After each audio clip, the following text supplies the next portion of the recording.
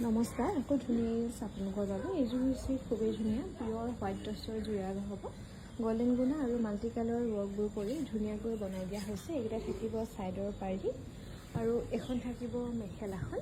এইযোৰ আপোনালোকে ডিছকাউণ্ট কৰি ল'ব পাৰিব 9000 ৰুপিছত। ভাল লাগিলে স্ক্ৰীনশ্বট লৈ থ'ব পাৰে। 9000 ৰুপিছত ধুনীয়াকৈ ল'ব পাৰিব।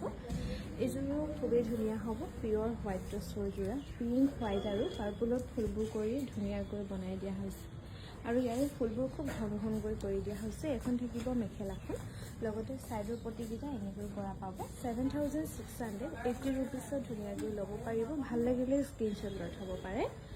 এইযোৰো খুবেই ধুনীয়া হ'ব, পিয়ৰ হোৱাইট টচৰ যোৰা। ব্লেক আৰু ৰেড কম্বিনেশ্যনত ধুনীয়াকৈ বনাই দিয়া হৈছে।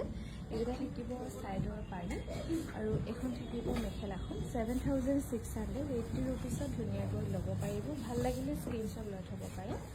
এইযোৰো খুবেই ধুনীয়া হ'ব, পিয়ৰ হোৱাইট টচৰ যোৰা। মেখেলাখন হেভি কৰি ধুনীয়াকৈ বনাই দিয়া হৈছে আৰু চাদৰখন এনেকৈ বুটা কৰা থাকিব। এইযোৰো ল'ব পাৰিব 7680 ৰুপিছ। ভাল লাগিলে স্ক্ৰীনশ্বট লৈ থ'ব পাৰে। এইযোৰো খুবেই ধুনীয়া হ'ব, পিয়ৰ হোৱাইট টচৰ যোৰা।